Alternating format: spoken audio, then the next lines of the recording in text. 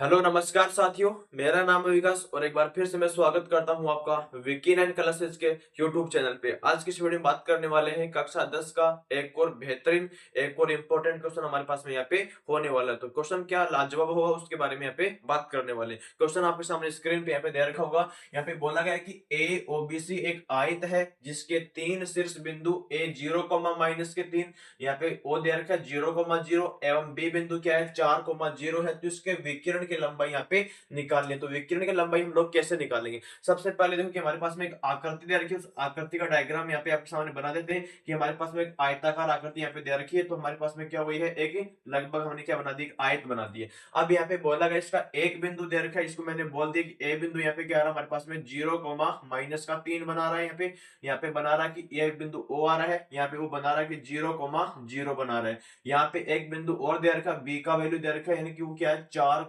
0 दे रखा है, यानी कि ए ओ और यहाँ पे बी सी हमारे पास में क्या दे रखा है, एक ये आयत बन गई है। तो यहाँ पे तीन बिंदुओं के निर्देशांक हमारे पास में दे रखे हैं। पूछा क्या, इस विकिरण की लंबाई निकालो। तो आप जानते हैं कि अगर इस वाले बिंदु को इस वाले बिंदु से सीधा मिला दिया जाए तो वो क्या बन जाता है, आपके पास में एक विकिरण बनता है। क्या बनता है कि विकिरण बनता है। अब आपके सामने यहाँ पे बना हुआ क्या है, मतलब कि इस पॉइंट से लेके इस पॉइंट के बीच का डिस्टेंस आप लोग निकालेंगे। डिस्टेंस क्या हो जाएगा, वही क्या होती है, विकिरण की लंबाई होती है। अब यहाँ पे देखो कि हमारे पास में यहाँ पे जो विकिरण बना है आपके सामने, वो विकिरण की लंबाई हमारे पास में क्या आएगी, यानी पहले आपको यहाँ पे बोलना होगा कि जो हमारे पास में क्या बना है, कि जो ए बी हमारे पास में बना है कि वो क्या हमारे पास में इसमें एक विकिरण बना है। अब विकिरण की लंबाई हम लोग कैसे निकालेंगे, वो हम जानते हैं कि जो दूरी सूत्र होता है उस दूरी सूत्र से यहाँ पे इसका वैल्यू यहाँ पे कैलकुलेट कर लेंगे। तो हमारे पास में देखो यहाँ पर क्या बनेगा कि जो ए बी का वैल्यू आप निकालोगे तो यहाँ पे कैसे निकालोगे कि अक्ष टू माइनस अक्ष वन का सूत्र यहाँ पे होल स्क्वायर होता है, दूरी सूत्र से लगाएंगे।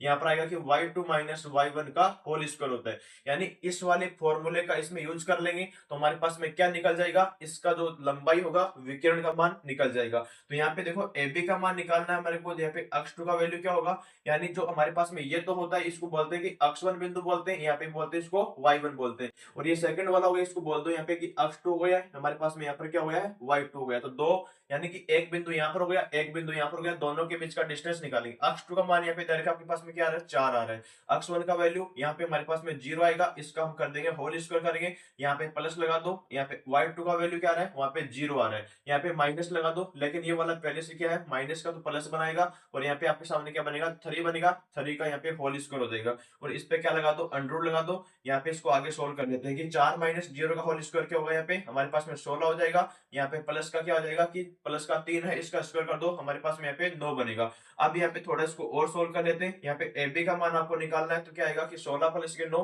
हमारे पास में यहाँ पे 25 बनेगा। और यही क्या होगा कि 25 का रूट हमारे पास में कितना होता है कि 5 होता है। कितना होता है, 5। और यही इकाई हो गई कि जो हमारे पास में क्या हो गया है कि 5 इकाई इस विकिरण की लंबाई यहाँ से हम लोग निकाल सकते हैं। तो साथ ही उम्मीद करता हूं जो हमने ए बी का वैल्यू निकाला है वो हमारे पास में कितना आएगा कि 5 यूनिट डिस्टेंस हमारे पास में यहाँ पे निकल के आ जाएगा। तो इस प्रकार से हमारे पास में एक आकृति दे रखी थी ए ओ बी से एक आयत है जिसके तीन शीर्ष हमारे को दे रखे थे। तो हम इसको क्या निकाल सकते हैं, इसके तीनों बिंदुओं से मिलकर हमारे पास में एक डिस्टेंस बनेगा, जो ए बी होगा वही क्या बनेगा, यहाँ पे इस विकिरण का लंबाई बनेगा। तो उम्मीद करता हूँ कंसेप्ट आपको अच्छा लगा होगा। तो वीडियो को लाइक सपोर्ट जरूर करें। Thank you so much, love you all.